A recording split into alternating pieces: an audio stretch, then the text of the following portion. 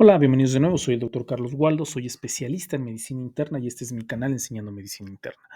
El de hoy toca subir un video que está dirigido más que nada a pacientes o a personal que no es de salud, sobre todo porque son como este tipo de cápsulas informativas del ámbito médico, donde trato de hablar sobre algún tema médico que sea común en mi consulta o algunas dudas que quedan con mis pacientes en la consulta. Entonces, este video son como tipo complementarios a las explicaciones que les puedo dar o informativos sobre alguna enfermedad que es bastante común. Y por eso me gustaría hablar sobre el herpes zóster. El herpes zóster es una enfermedad que suele ser muy común en nuestro medio y que sobre todo y recientemente mis pacientes me han preguntado acerca de la vacuna. Si existe una vacuna, quiénes son los candidatos, si se pueden poner o no se pueden poner la vacuna. Entonces, a manera de complementar acerca de la vacuna, me gustaría hablar sobre qué es la enfermedad, porque sí puede llegar a haber varias cuestiones que no están del todo claros entre los pacientes. ¿Es contagiosa? ¿No es contagiosa? ¿Por qué da? ¿Cuál es el tratamiento? En fin, hay muchas cuestiones que me gustaría hablar y explicar en el video. A manera de introducción, ¿qué es el herpes zóster? El herpes zóster es generado por un virus. Este virus se denomina el virus del varicela zoster. Como sus siglas en inglés o su nombre en inglés es Human Herpes Virus 3 o HHV3 y es el mismo o es el causante también de la enfermedad de varicela. Este virus va a generar las dos enfermedades, varicela y herpes. Entonces, ¿es lo mismo que varicela? No, no es lo mismo que varicela. Si bien genera este virus las dos enfermedades, no son lo mismo. Son dos enfermedades muy diferentes que nos van a afectar en diferentes etapas de nuestra vida y que, número uno, los síntomas de ambas enfermedades son diferentes y las complicaciones que se pueden generar por las dos enfermedades también son diferentes. Y el tratamiento también va a variar si es varicela o si es herpes zóster. Entonces, es la misma infección, pero no exactamente la misma enfermedad. Lo genera el mismo virus, pero son dos diferentes enfermedades. Para que nosotros tengamos o para que nosotros se nos presente en algún momento de nuestra vida esta enfermedad, el herpes zóster, primero el virus tiene que entrar a nuestro organismo. Para que el virus entre a nuestro organismo, primero va a generar una enfermedad que se llama varicela. Esta varicela, por lo general, y la mayoría de nosotros la ha presentado en edades tempranas, es decir, durante la infancia. Durante la infancia tenemos contacto con este virus porque nos contagiamos con este virus, ya sea porque un compañerito, un amigo, un familiar, alguien conocido, alguien cercano está contagiado por esta enfermedad y nosotros nos podemos contagiar de esta enfermedad por diferentes mecanismos. Número uno, por el aire, que el paciente tosa o estornude y que este líquido que se forma en la piel, estos granitos llenos de líquido, pueda llegar a viajar con el estornudo o con la tos y que nosotros nos contagiemos. Número dos, si nosotros no tenemos la enfermedad y tocamos a esta persona, tocamos sus lesiones en la piel, nos podemos contagiar. Y por último, si nosotros tocamos algún objeto que la persona infectada haya tocado, también nos podemos contagiar. Es una enfermedad que se transmite con mucha facilidad y que es muy infecciosa y que, le vuelvo a repetir, es muy común que se presente en edades tempranas. Para que nosotros tengamos herpes zóster, nosotros tenemos que haber tenido esta enfermedad durante la infancia o en alguna etapa de nuestra vida. Tenemos que haber tenido varicela. Esta varicela que generalmente se presenta como un cuadro clínico con lesiones en la piel, ¿no? Este tipo de granitos que están llenos de líquido que se pueden reventar y generar cicatrices o costras, que no se presenta con fiebre leve, cansancio, debilidad, que se puede llegar a presentar en la carita, de primera instancia en la cara, en el pecho, en la espalda y que posteriormente se puede diseminar en todo el cuerpo. Por lo general es una enfermedad que dura entre 15 y 20 días una vez que nosotros ya hemos tenido contacto con la persona infectada.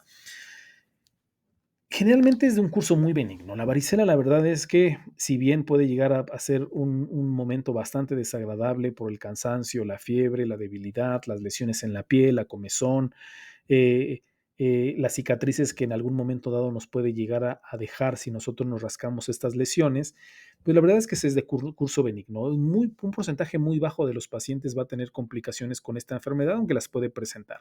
Es más común que se lleguen a presentar complicaciones importantes en edades más avanzadas. Si una persona adulta puede llegar a tener esta enfermedad, varicela, por lo general sí pueden haber complicaciones un poquito más delicadas. Pero si nosotros la obtenemos en edades tempranas, las complicaciones son poco frecuentes. Pero ¿qué tiene que ver la varicela con el herpes zóster? Esta es una cuestión bastante interesante, porque cuando nosotros adquirimos esta enfermedad, cuando nosotros nos da varicela, El virus entra a nuestro organismo, pero nunca desaparece, no se va, no se radica, no se sale de nuestro cuerpo. Entra a nuestro cuerpo y se queda en nuestro cuerpo, solamente que se esconde, se duerme, se mantiene latente, como nosotros los médicos decimos, que significa que se queda tranquilo, que se queda dormido, pero nunca desaparece. Está en nuestro cuerpo. Y para poder explicarles en dónde se esconde o en dónde se queda este virus, me gustaría platicarles un poco de las estructuras para poder tener un contexto un poquito más claro. Como si a ustedes les tratara de decir en dónde se encuentra un objeto en una casa, tienen que saber cómo está esa casa, cuáles son los cuartos, dónde está la recámara, dónde está la sala, dónde está el comedor, dónde está la cocina, para que ustedes puedan tener más o menos un contexto de las habitaciones y poder encontrar este objeto. Pues bueno, algo muy similar me gustaría platicarles con ustedes sobre las estructuras en donde se encuentra y donde se esconde este virus. En términos generales, el sistema nervioso central se compone por el cerebro y la médula espinal, ¿no? Esta médula espinal que recorre pues, prácticamente todo nuestro organismo, todo nuestro cuerpo, adentro de una estructura ósea. Esta estructura ósea es la columna vertebral, las vértebras que van desde la base del cráneo hasta el coxis. Dentro de estas estructuras óseas vamos a encontrar la médula espinal. Esta médula espinal es un tejido nervioso que se encarga de recolectar las señales que toma de diferentes partes de nuestro cuerpo para llevarlas al cerebro y posteriormente del cerebro volverlas a regresar a la zona donde se tocaron por primera vez. En la médula espinal, como por ejemplo en este video, si nosotros tuviéramos unas vértebras transparentes, podríamos ver la médula espinal de esta manera. Estos tejidos nerviosos que van, les vuelvo a repetir, desde la base del cráneo hasta el coxis. Pero entre cada una de las vértebras, que estas vértebras son las estructuras óseas que, que generan o que componen la columna vertebral y dentro de ella está la médula espinal, que la médula espinal es la que está compuesta por el tejido amarillo que vemos en la diapositiva. Entre cada una de las vértebras van a salir algunos nervios, estos nervios que nosotros llamamos nervios espinales o nervios de la médula espinal. Entre cada una de las vértebras, es decir, entre T1 y T2, que son las vértebras que se encuentran en el nivel torácico, entre ellas dos van a salir un nervio. Entre T1 y T2 otras, entre T2 y T3 otras, sobre todo del lado derecho y del lado izquierdo. Pues bueno, una parte de esos nervios que salen de la médula espinal se denominan ganglios de los nervios sensoriales. Es como un pequeño abultamiento de este nervio que va a salir de la médula espinal. Ahí, específicamente ahí, es en donde se va a localizar y se va a esconder y se va a dormir, digámoslo en palabras populares, el virus. Estos ganglios de los nervios sensoriales que parecen un abultamiento en estos nervios que salen de la médula espinal, allí es en donde se va a localizar la varicela zóster. Nosotros nos contagiamos de una manera en edades tempranas, nos da toda la enfermedad de varicela zóster, la fiebre, que el cansancio, que las lesiones en la piel, mejoramos, nos recuperamos y este virus no desaparece, sino que se va a alojar y se va a esconder a estas zonas del sistema nervioso. Así es como más o menos sucede. Chickenpox lesion, así se conocen en inglés, estas lesiones de la varicela. Una vez que nosotros nos infectamos, el virus va a viajar a través de estos nervios espinales y van a ir a terminar a esta estructura que se encuentra también dentro de los nervios espinales, denominado ganglio nervioso. Ahí puede permanecer durante muchos años, incluso décadas, latente o entre comillas dormido, hasta que en algún momento dado o con el paso del tiempo, con la edad o con alguna enfermedad que nos baje las defensas, este virus va a regresar hacia la piel. Va a despertar, digámoslo así, y va a volver a viajar a través de los nervios espinales hasta llegar otra vez hacia la piel. Y en lugar de generarnos varicela, nos va a generar esta enfermedad que se llama herpes zóster. Entonces, es el mismo virus, es el mismo bicho que nos genera la varicela, pero que con el paso del tiempo, en lugar de generarnos varicela, nos va a generar esta enfermedad que se denomina herpes zóster. Esta es otra imagen que también más o menos nos pone como esquema o nos ejemplifica qué es lo que sucede con estos pacientes. En el número 1 en la imagen es la zona del ganglio nervioso en donde se va a alojar el virus y una vez que se despierta o una vez que nuestras defensas bajan, va a pasar a través del nervio espinal hasta llegar otra vez hasta la piel, a la epidermis y generar las lesiones que conocemos como herpes zóster. ¿Pero por qué? ¿Por qué se tarda tantos años en generarse el herpes zóster? Nosotros tenemos la capacidad de que cuando un virus entra a nuestro organismo generamos algunas defensas. Generamos defensas para que nosotros podamos atacar a ese virus que está entrando a nuestro organismo. Estas defensas o esta inmunidad se llaman anticuerpos. En especial, y hablando sobre el herpes zóster, las células T son nuestras defensas. Por ejemplo, cuando nosotros entra el virus del virus de varicela zóster a nuestro organismo, nos genera esta enfermedad, nos genera varicela y entonces nuestro organismo empieza a generar estos anticuerpos para que más adelante, si volvemos a tener esta exposición a este virus, nosotros ya no volvamos a presentar la enfermedad, como aparece en la diapositiva. Nosotros en un inicio, antes de tener el contacto con el virus, no tenemos ningún tipo de anticuerpos, no tenemos defensas porque nuestro organismo no lo conocía. Cuando entra el virus de varicela zóster, esta enfermedad genera que nuestro cuerpo empieza a desarrollar estos anticuerpos o estas defensas. Por eso, si a un paciente que tiene enfermedad o que ya desarrolló enfermedad de varicela le toman una muestra y miden los niveles de anticuerpos, si la enfermedad fue reciente, los anticuerpos van a estar muy altos. O sea, nuestro organismo va a estar preparado por si nosotros nos volvemos a enfrentar contra ese virus. Si el virus vuelve a entrar a nuestro organismo, nosotros vamos a tener la defensa suficiente como para no volver a generar los síntomas de varicela.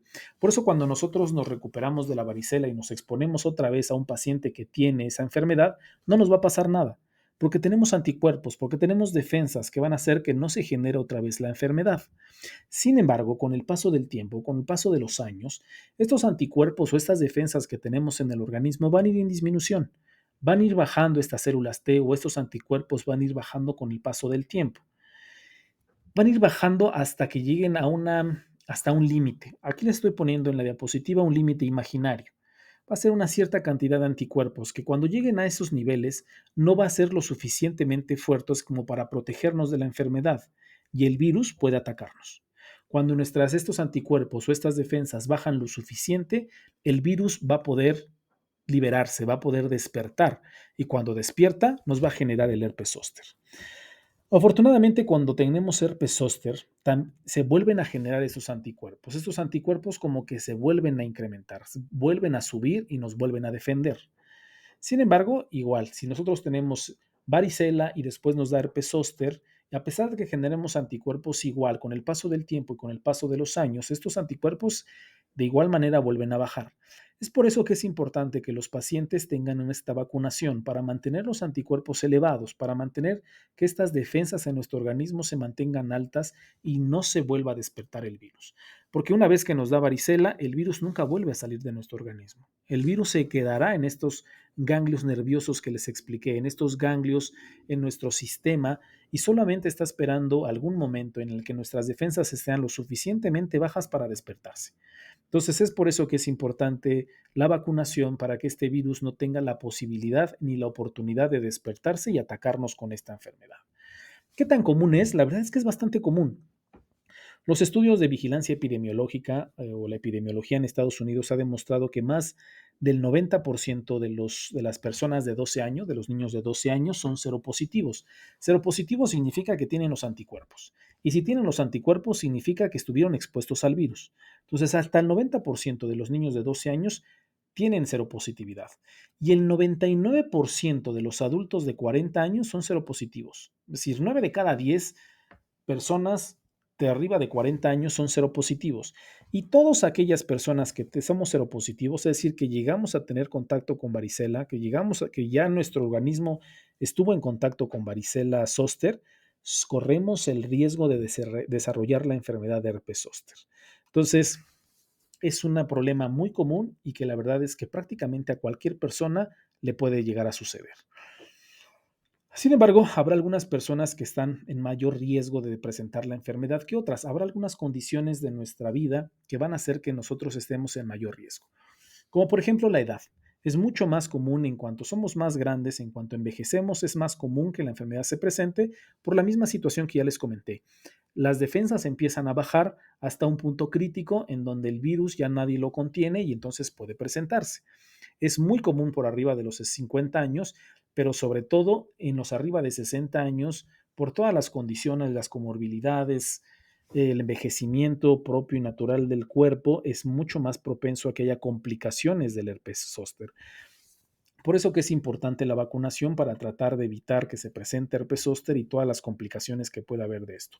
Ahorita más adelante voy a explicarles un poquito acerca de las complicaciones que se pueden presentar de esta enfermedad, pero en algunos pacientes, sobre todo en adultos mayores, las complicaciones pueden ser un poco severas. Hay algunas otras enfermedades que pueden disminuir nuestras defensas y que también nos ponen en riesgo de que esta enfermedad se presente. Por ejemplo, aquellas personas que tienen disminución de las defensas por VIH, por SIDA, por cáncer. Estas personas son más común que presenten herpes zóster. Algunos tratamientos oncológicos como la quimioterapia o radioterapia, que por su mismo tratamiento pueden llegar también a bajar las defensas, también son propensos a desarrollar esta enfermedad.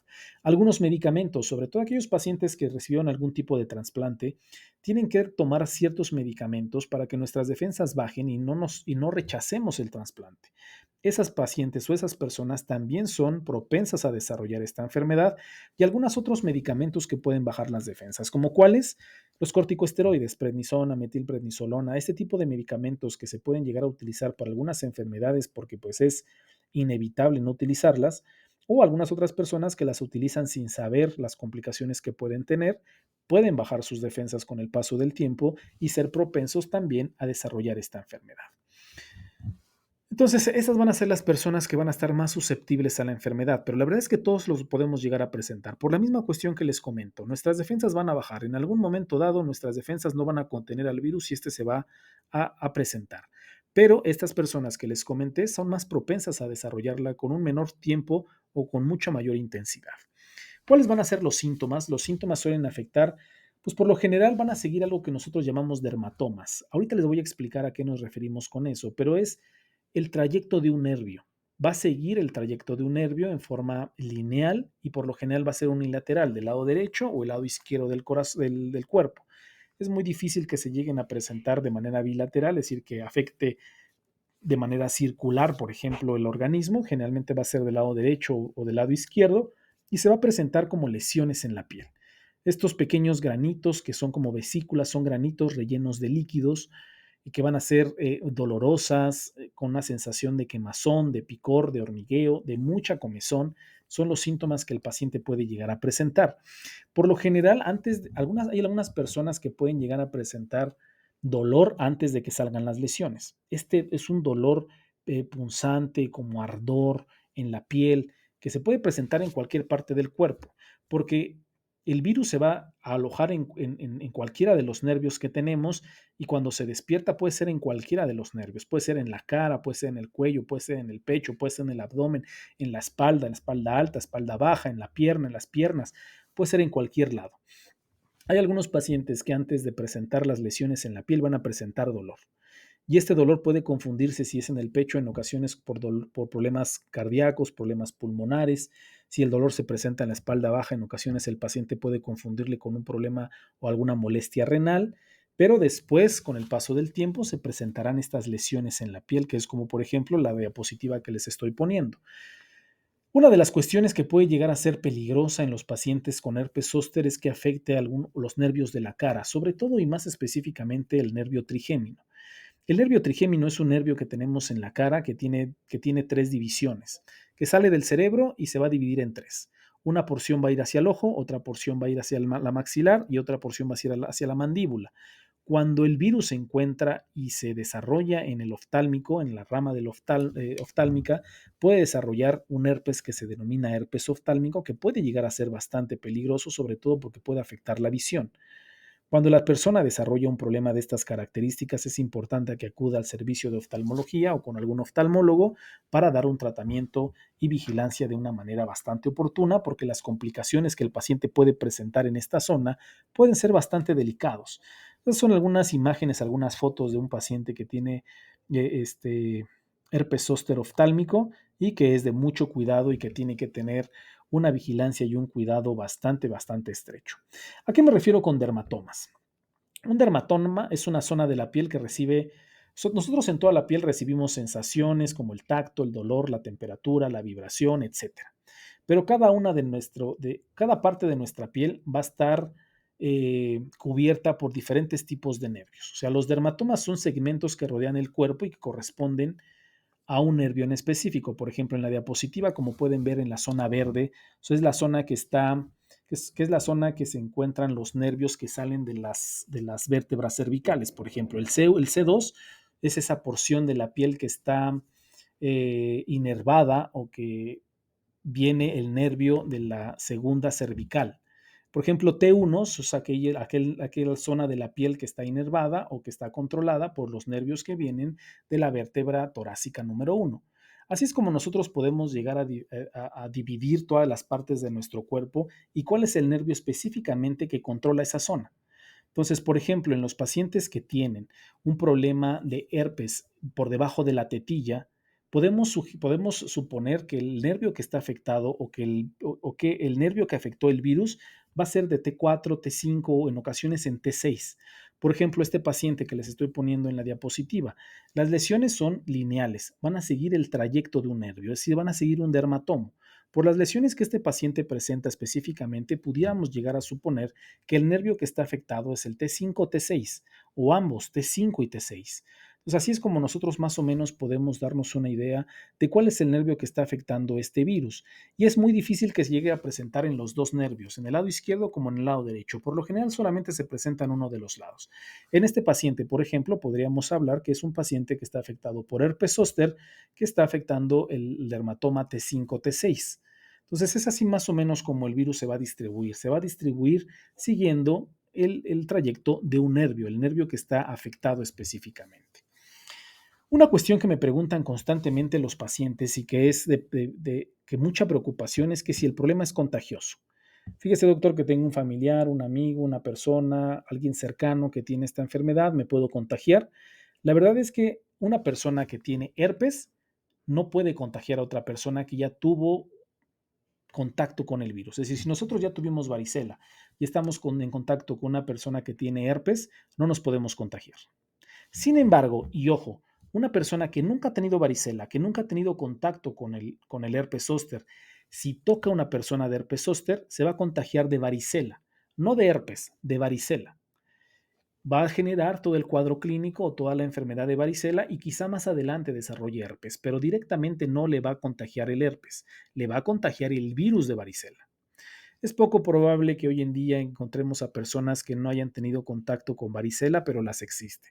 Entonces, si usted no conoce, no sabe o tiene duda de que haya tenido varicela en la infancia, lo más recomendable es que nos acerque a un paciente con herpes zóster. Si usted ya tuvo varicela, ya está bien identificado que usted tuvo esa enfermedad durante la infancia, usted al tener contacto con una persona de herpes zóster no se va a contagiar, no se va a contagiar de esos granos. Usted puede llegar a presentar esas lesiones más adelante, pero porque usted ya tuvo varicela.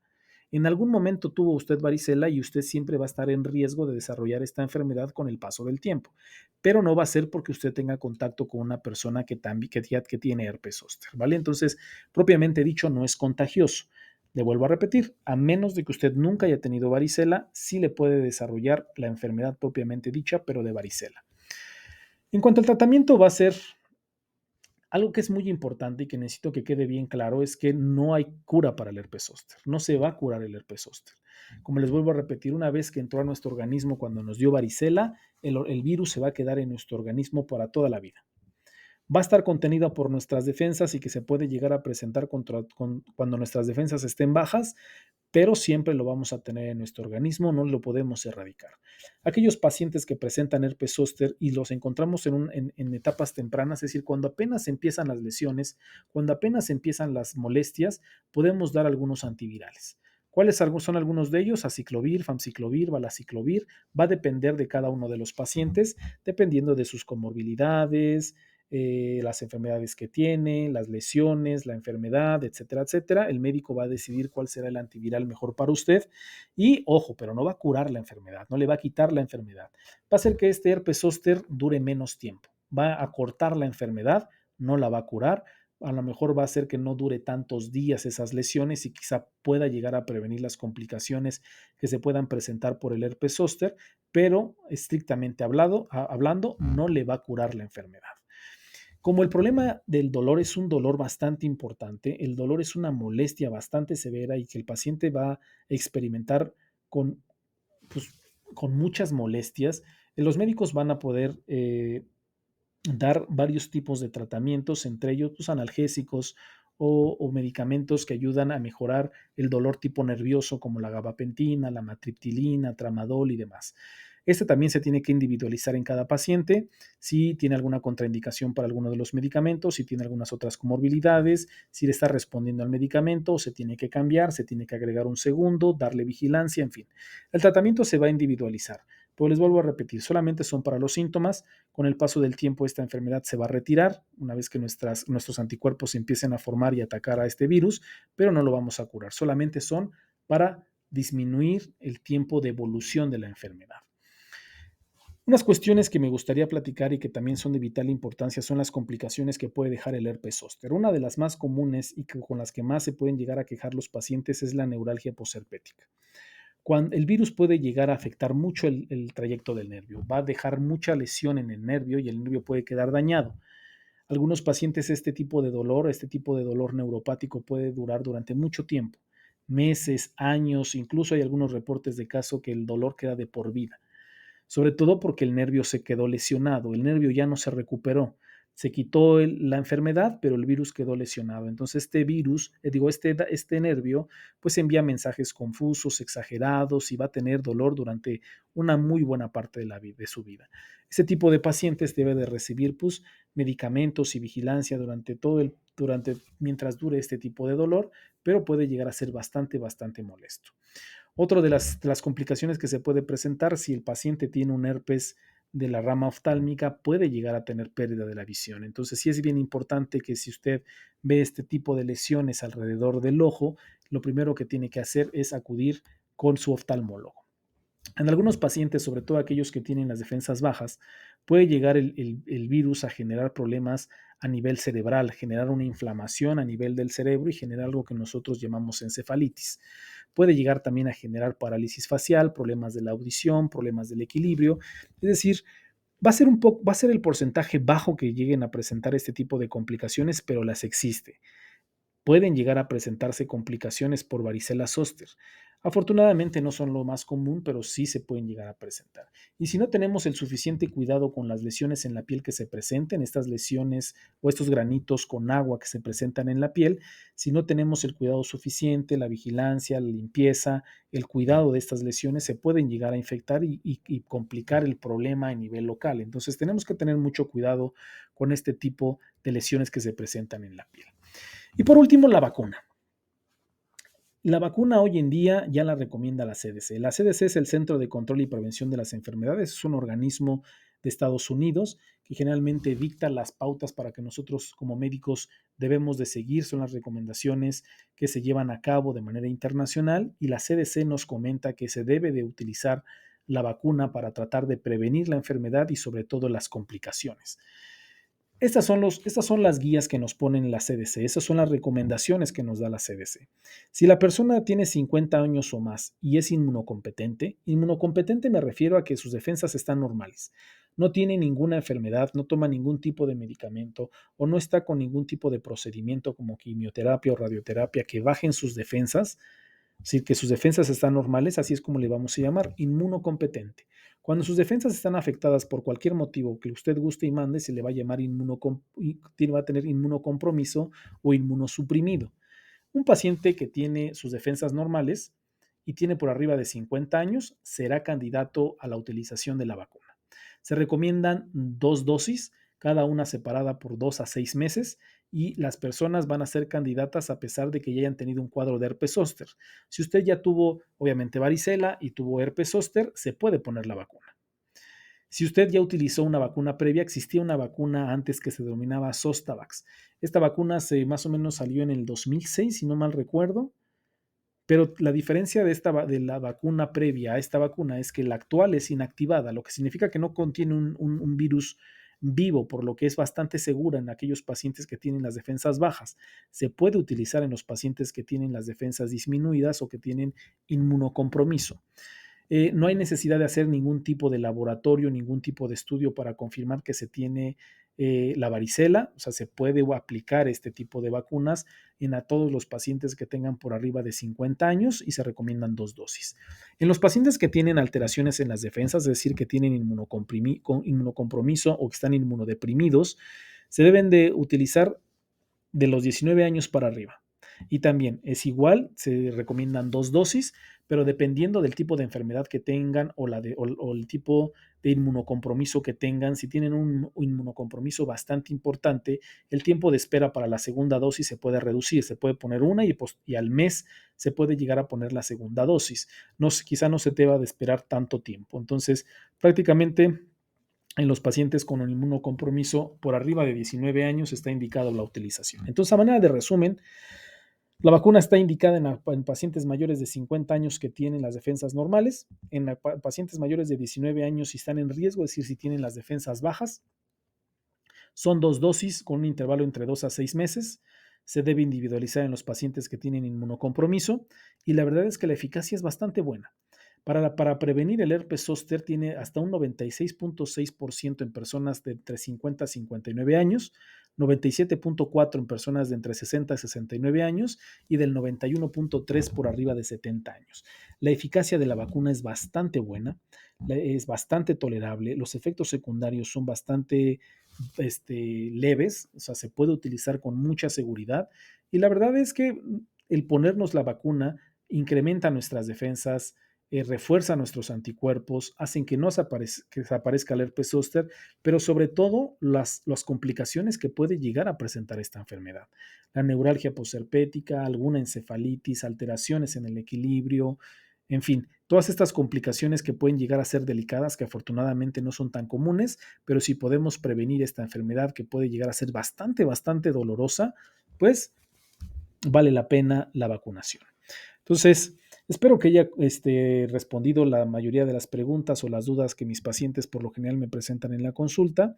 Traté de hacerlo lo más resumido y lo más sencillo que fuera posible tratar de explicar esta enfermedad. Espero que haya sido de su agrado, espero que les sirva y que sea de utilidad.